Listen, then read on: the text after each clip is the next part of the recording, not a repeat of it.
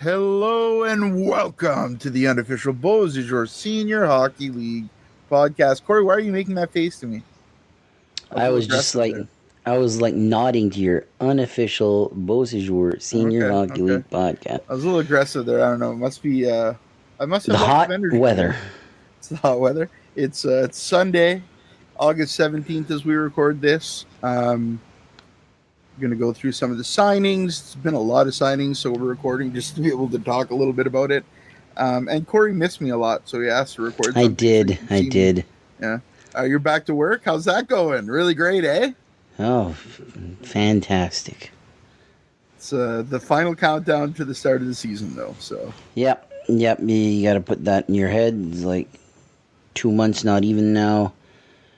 Once that's done, BSHL starts, and I'm happy again. there you go. And then some hockey, some wrestling. Life's good.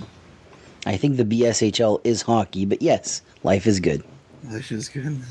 I mean, but I'm just saying, there's hockey, there's other hockey. The Habs will be playing. They have a nice team this year. They do. I'm looking forward to that big time. The Vikings. I'm a big Vikings fan. They don't win, but neither does the Football's Dolphins. great. No, the Dolphins suck too. It's all good. No, actually, this could be a decent year for the Dolphins. We'll see how it goes. All right, let's get into it. August 17th, the Amherst Ducks, Cox and Doyle in net, Isaac McGraw, Matt Stone, Parker Dean, Robert Davis on D. Up front, we got Brendan Barrett, Jesse Colborne, Jordy Shaw, Kiefer Lyons, Matt McRae, Nate Stone, Tyler Copeland. And then from the island coming over, we got Chris Doyle and Dolan Bulger.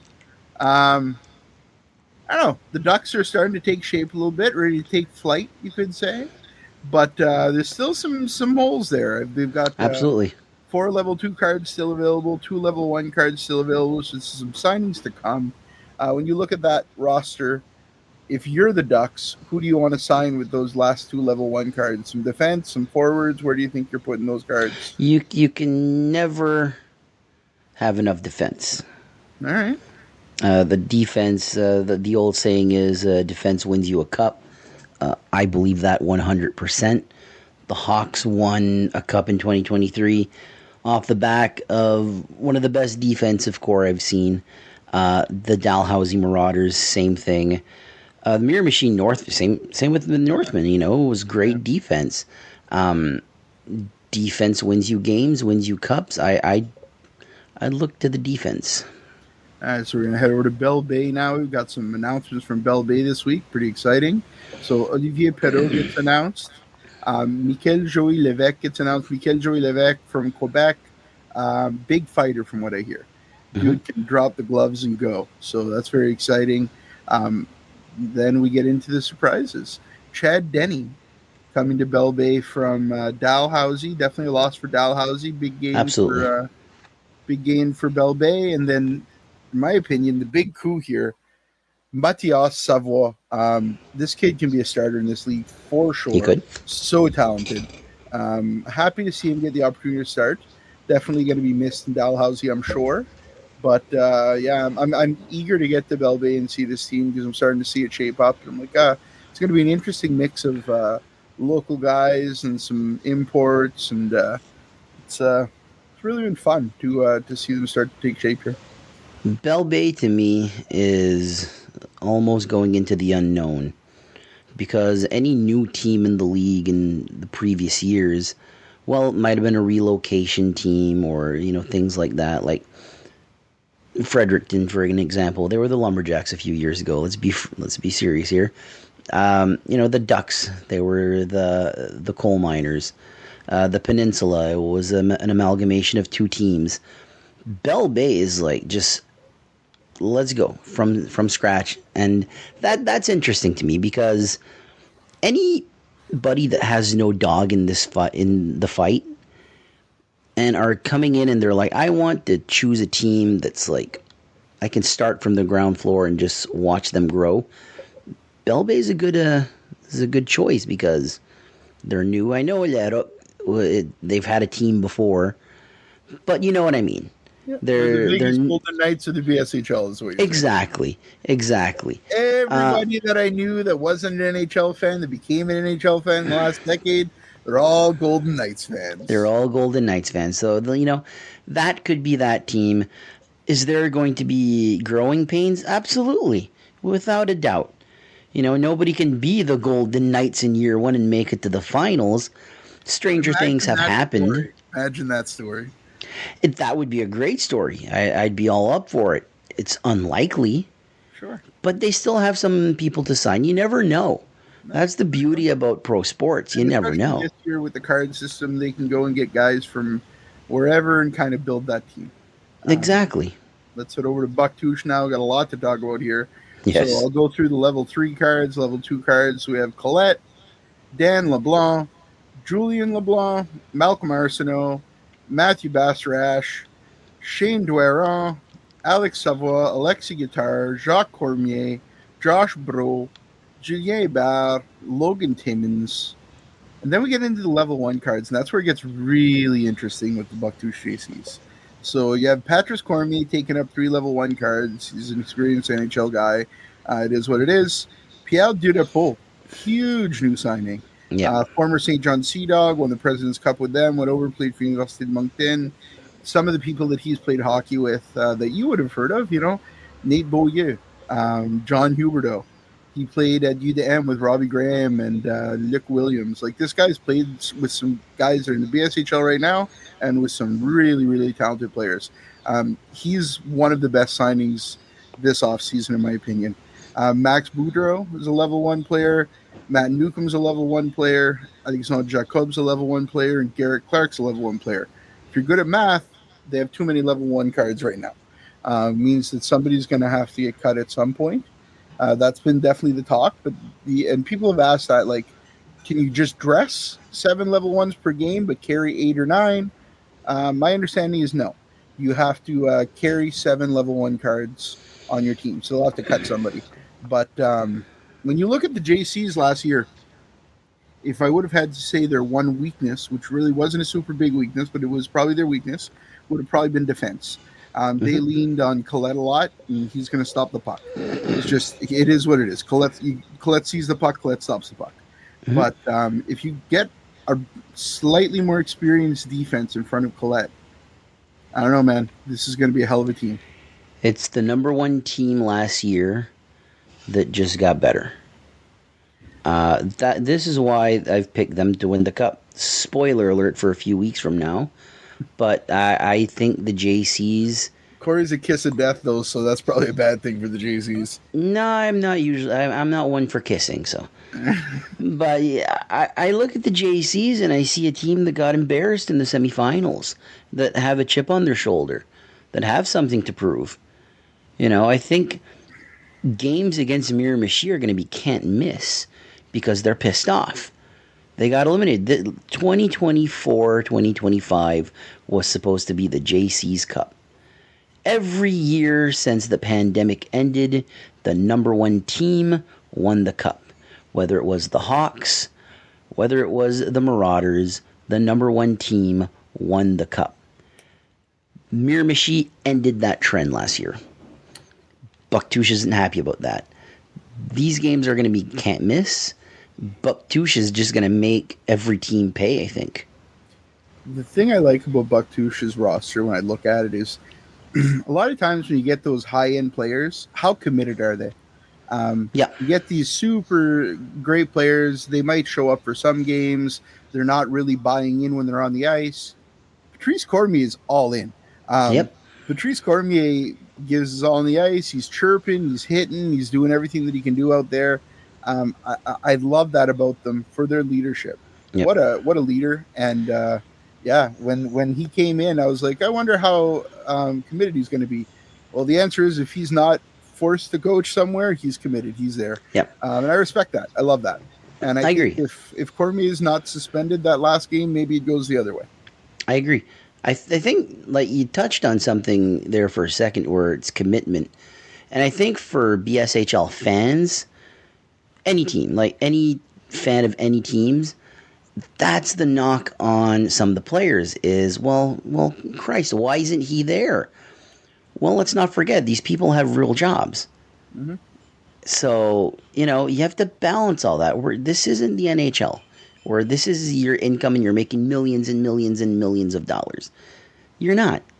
So to balance all that is almost like, it's very interesting to see what roster you actually get. Like by middle of the regular season, you can usually see who's committed, who's going to be there, who's not going to be there.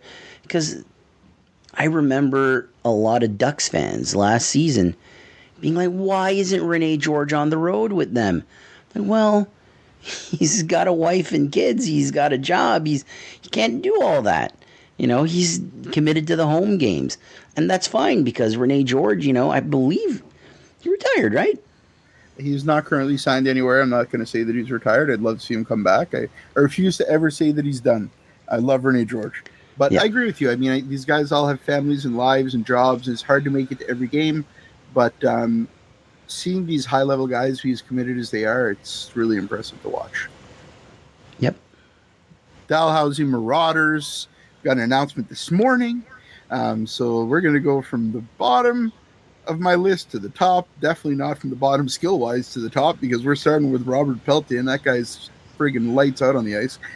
Bob Peltier is back. Pascal Valcourt, Jessica Bernard, Eric Fay, Dawson Stairs, a new signing. Blake Kaplan is back from a couple of years ago. Joey Bernard, Big Joey, we love Joey. Isaac Wilson is back. Francis Thibault is back. And then this morning we had the big announcement, and Dalhousie fans are really happy. Adrian LeMay is back for another year in the BSHL. When Adrian LeMay is on his game, Adrian LeMay is the best goalie in this league. Absolutely. Period. I would argue that with anybody. When LeMay is on, my God, LeMay is on. So I'm really happy about this signing. I'm loving the way that they're taking shape. They're kind of filling those little holes here and there. Like, is Mockler going to be back? We don't know. Eric Fay comes in, maybe fills that spot. The defense is going to be much the same. They're going to look very similar to last year, led by Francis Thibault. I think same coaching staff. Same fuckers all up in the management side.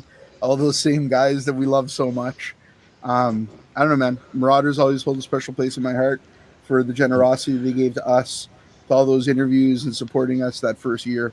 And I'm loving seeing this team take shape and look so similar with just a little bit of change. Trying to, as a GM in this league right now, you have to almost be a chemist. You look at your team and you add just a little bit here, a little bit there. What am I missing? And there's enough talent in this province, or in the maritime provinces, that they can actually go to a place like PEI and pick up a guy and fill those holes like Brody MacArthur and LC last year. I'm loving it. I think Dalhousie's going to be a competitor this year. I agree 100%. I think what we see right now from all the rosters, I think early favorites would be a Dalhousie, a Bucktouche, and a Fredericton, because they are as advertised, I'll get you with somebody that I think's a favorite, but we're not quite there yet.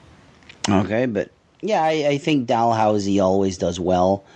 I think that Game 7 against Elsie could have gone either way. 100%. Maybe I don't want to say it was my favorite game that year. It was my favorite game last year. It was such an intense atmosphere. It was so packed. I went to take a piss and I almost had to fight people to get back to where I was taking pictures. Yeah. It was unreal. It was. I love the game. I really do. I'm from Rishabuktu. Know a lot of these Elsie guys. But Dalhousie's been so good to us. So to me, it was like, well, and it's something that we got to be better at, is leave our feelings at the door. Yeah. Because we've made friends with everybody. Not everybody can win. No. So for that game, it was like, man, I'm pumped for Elsie. God, feel really bad for Dalhousie. It's hard. You're happy for the Elsie guys, some of them that you know personally, and then you go and say bye to your friends from Dalhousie, and your heart breaks for them. It's a lot of work. Yeah. This league is 365 days a year now, from getting sponsors to signing players to getting ready for games, playing games, playoffs. Playoffs finish, they get a little break, and then they start looking for sponsors again. It's a lot of work, man. Yep. The Dalhousie Marauders have a golf tournament coming up. If you're listening to this and you're interested in that, check out their Facebook page. I saw that you can now win a really nice GMC car, I think it is. Beauty. So go check out their Facebook page for more information on that. On to the next team. I clicked on the wrong window, so just give me a second. The Elsipogtog Hawks. Well, there's not a lot to talk about here yet. No. But the things we can talk about are pretty big signings. Joni Capriotti, huge signing. They've only got 2 signings, so we'll go slightly more in depth with them. But give me 1 second here. He is 26 years old. Last year he was playing in Germany. He's a UPEI guy, played Trinity College NCAA, played OJHL. Everything I'm hearing is that this guy is super, super talented. I'm excited to see him. I don't know him, Corey, but we know that. I'm not going to say that the goaltending wasn't good last year in LC, because Ryu's solid, man. Ryu's solid, but he had a couple games that were questionable, let in a couple questionable goals at some points. Yep. And the Elsipogtog D is not what the Elsipogtog D was 3 years ago. No, not even close. So that's my take on that. I think it's a good signing. I was surprised that was in their first signings. 2 new faces. Yeah, same here. I love it. I think it's great. I think goaltending wise, we don't know the status of Ryu. Is he going to be in Fredericton? I think their goalies are pretty much all locked up in Fredericton, right? No, they don't have any goalies announced yet. They don't have any goalies, so you never know. I don't know. Goaltender wise, I think it was a must. You got to fill those holes that Doketown line left, and not even just the Doketown line, the Doketown players. Yep. Brett McLean and all these guys. You got to fill that up, and it's the first season following the BSHL where I see Hawks fans and they're like, probably not this season. You never know, though. Yeah, I'm not so sure. So their second signing was Vincent Delaurier. Vincent Delaurier, very talented guy, played at Université de Moncton. Before that, he played for the Sherbrooke Phoenix and the Baie-Comeau de Raccord. He played for the Baie-Comeau de Raccord with Robbie Graham, I believe, at the same time as Robbie Graham. He definitely played at Université de Moncton at the same time as Robbie Graham. So he was at Université de Moncton with Robbie Graham. He was with Danick Crête. So he's coming into this team. While neither of those players are announced yet, spoiler alert, I assume they're both going to be back. Yeah. I'd be shocked to see Robbie not back. So he's coming into a familiar place. Vincent Delaurier, very skilled. I believe former captain, if I'm not mistaken. Yeah, captain of Université de Moncton his last year. Alternate captain in Baie-Comeau his last year. So a leader on and off the ice. He's put up some solid points in the queue, 45 points. And that's one thing to be putting up that many points as a right winger in the queue. But when you get to the University of Moncton, his rookie year, 14 goals, 16 assists in 30 games. Second year, 10 goals, 14 assists in 30 games. 9 goals, 15 assists in 28 games. Some solid friggin' numbers, man. Yep. I don't know if you're listening to this and you've never gone to see Université de Moncton hockey. That's a men's league. These are guys that just get out of the queue. They're in top physical condition. It's not easy to put up points in that league, and he did. So I think if I'm an LC fan, I'm pretty excited about that signing. Yeah, I think for LC fans, I think they see everything that they lost, and they don't see a Band-Aid big enough for it. And I understand that 100%. Those are big shoes to fill. That Doketown line won a lot of games for the Hawks. Do you want me to sing that George Jones song? Who's gonna fill their shoes? I could just turn this. I don't even know what George Jones is, so you know who George Jones is. Is it John Jones' dad? George Jones, the country singer, he's passed away now, but you live in Bucktouche. He's like a god in Bucktouche. I live in my room in Bucktouche. All right, the Fredericton Express. They've currently got one level 1 card left to announce, one level 2 card left to announce. So they're pretty much, this is what the roster is mostly going to look like. Brady Patterson, Connor McCluskey, John Hardy, Seth Fillmore, Adam Crow, Benji Curtis, Brett McLean, Carter McCluskey, Cole Young, David Brewer, Declan Graham, Gavin Hart, Peter Trainer, Ryan Teesink, and Zach Bishop. Very talented man. It's hard to, you know. Here's what I'm going to say about the Fredericton Express. Last year, preseason, we were looking at the Amherst roster and talking with teams and interviewing guys that were like, "This is like an NHL roster. Amherst is unbelievable." Well, you know, not saying that it didn't really go the way that people had planned, but you never know. On paper, this team looks like they're going to win the cup. On the ice, we'll see how it goes. I'm just saying, not to say that they're not going to win the cup, but people need to not panic here. Everybody's building out their roster still, and right now I would say that Fredericton's one of the front runners. I agree, 100%. You know, last year with the Ducks, it was different because you get these players and they're like, yeah, this is an NHL team, you know. It's a little different with Fredericton because it's familiar players. It's the band getting back together. It's not, you know, Benji Curtis and Patterson in one team and some guys on LC and a guy in Miramichi. It's like, no, everybody's back together. Band is back together. This is the team that basically went to the finals and were, 2 games short of winning the cup? Yep. You know, it's proven. But also in 2023, 2024, it was pretty much the same Hawks team. And they got bumped right out of the first round by these Lumberjacks. You know, sports are weird sometimes. What seems like a sure thing turns out to be a huge bust. Not saying that about Fredericton. I'm not. They are as advertised. I've seen them play. I'm expecting great things from them. But we're going to wait and see to make sure that happens. I agree completely, but I am very, very impressed with this roster at this point. I'm just curious to see how they fill it out. And like you said, they don't have any goalies announced yet. I want to see some goalies announced. Miramichi a week ago had no announcements. They were the blank slate. A week later, man, talk about the band is back again. The band is back together again. But there's something interesting here. So I'll run through it. Langtang's back. Dan Vautour's back, your cousin.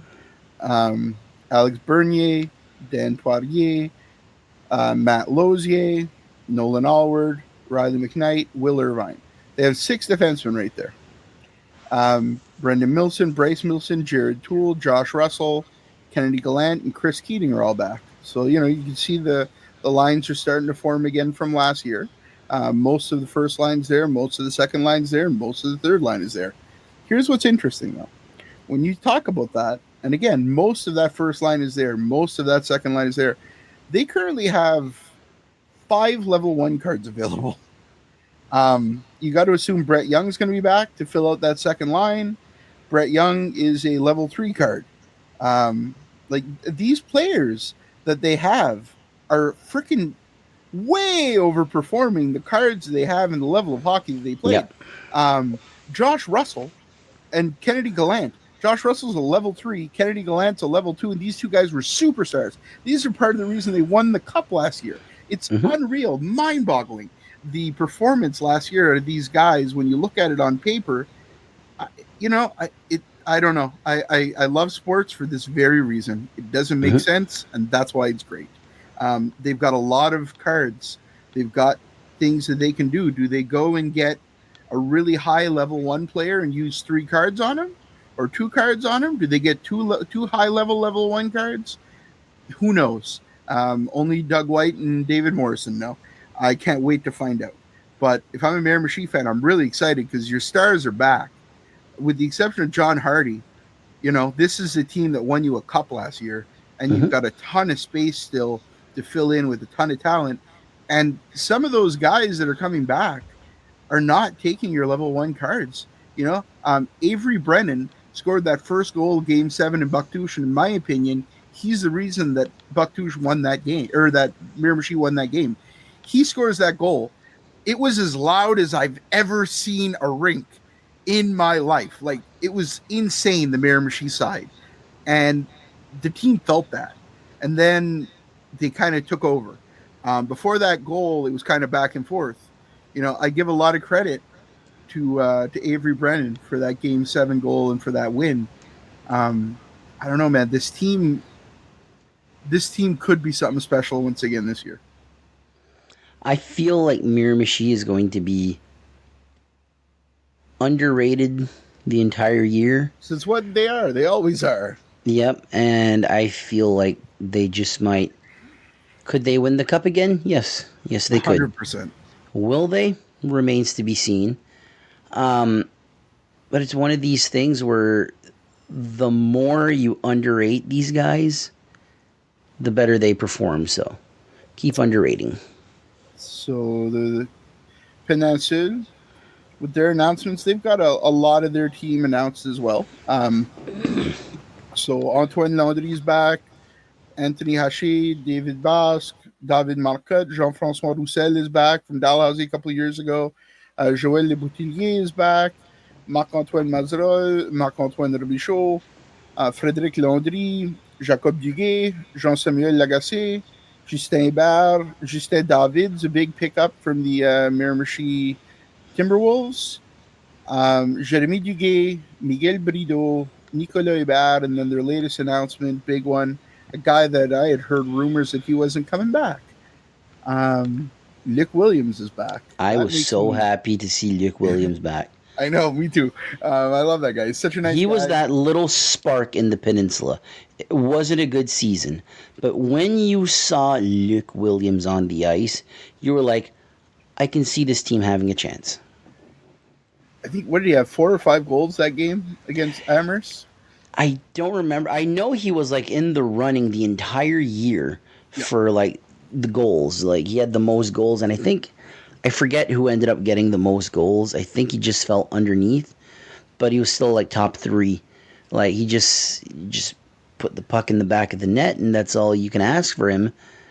But I'm going to take a look really quick because I'm curious. I don't remember how many goals it was, but I remember that I don't know, it was an unbelievable game by Luke Williams, that first game against Amherst, their second home game of the year. Luke Williams had, I think it was 4 goals and an assist, something stupid like that. Like, just very dominant performance by Luke. Yeah. Yeah, I'm happy to see him back. Such a nice guy, so skilled. Provides a face for the franchise too. I think 100%. There's a lot of guys there. Like I remember, De Bezos were always like faces there. For me, the bright spot of the peninsula last year was Luke Williams. He was my favorite guy to watch on that team. Such an awkward style. He's this lengthy guy, and how he skates that fast, I don't know. But just, he was fun to watch. I really enjoyed him, and I'm super excited that he's back. They've still got 6 level 1 spots available. So you got to think a guy like Pat Jones is going to be back, and there's a few other faces I hope so. back. But there's a lot of space there again for some additions, some growth. I'm not sure what they're going to do with it, but yeah, I think some of the big announcements are still to come for the Peninsula. I like the way that they're shaping up. If I'm a Peninsula fan, I'm happy. I hope that the fans can rally behind the team a bit more this year. I know that was the one thing last year, was the divisiveness. I don't like that word. But the teams, it felt very divided. Like, you go to Trackety, you go to Shippigan, you'd see some fans that go to both games, some that go to only one city, some that go to neither. I don't know. Support senior hockey. I know there's a senior B league possibly starting there. I'm not sure if it's still going forward. I've heard stories back and forth. There's room for it, though. There's so much skill, so many players, and a lot of fans that want to be entertained. But support the Corsair, man. There's a solid organization, and I'm looking forward to getting back to Crackney and Shippigan this year. for a poutine, but that's not the only reason. I agree. I've got a lot of friends from the peninsula, and I have friends that were fans of Le Marchand, and I had friends that were fans of the Alpine, and they have a hard time, accepting that these two teams no longer exist, and it's almost like a rebellious teenager thing to not be a fan of the Corsair, but I think time will heal all wounds, and I think the Corsair will do just fine. Corey, that's almost it for this episode. I do want to plug something. We have a big giveaway going on right now on our page. Thank you to the fine folks at the Crown Plaza, Moncton, New Brunswick, and Baton Rouge. They've given us a $200 gift card to go eat at Baton Rouge. If you've never been, they've got amazing food, man. Such good steak. They're directly across the street pretty much from the Avenir Center, so it's really the perfect spot to stop in, grab some food, then head over, see a concert, head over and see a Wildcats game, and $200 will more than cover your bill. So go to our page, find that post, like, share, and comment. Like, share, and follow the page. It's Sunday. What do you want to do? But thank you to Baton Rouge. Thank you to the Crown Plaza. We certainly do appreciate your support. And we just hit 14,000 followers on our page, Corey. Hell yeah. It's a huge number. We started this 2 years ago and thought it was going to be nothing. And 2 years later, here we are. It's pretty impressive. It feels a little overwhelming sometimes, but we're getting ready to start season 3 of the podcast. And we wouldn't be able to do it without all of our listeners, all of our supporters, and all the amazing fans in the league. So thank you all very much for everything. And thanks to all the teams, and thanks to the league administration staff. Thanks to Roger and Connor and all the guys. We wouldn't be able to do this without the support of the league and without the support of the teams either. So I'm very grateful for everybody. And I'm happy that they all want us back for a third year of our stupidity. So put the guardrails back up in Dalhousie. We're coming back for another year. No locker room is safe. And no Putin is safe if I'm around, so I can't wait to get back. I agree, and I will just say to end this, no one will ever offend us by giving us donaires. That's true. That is very true. Or donaire pizza. There you go. Accept any form of donaire meat. Even if you just want to shave donaire meat straight into our mouths, we'll probably take it. It's a weird vision of Corey under a donaire meat spit, just getting meat shaved into his mouth. But whatever, Corey, you go ahead and do what you want to do, buddy. I shall. Thank you again to the Crown Plaza. Thank you again to Baton Rouge.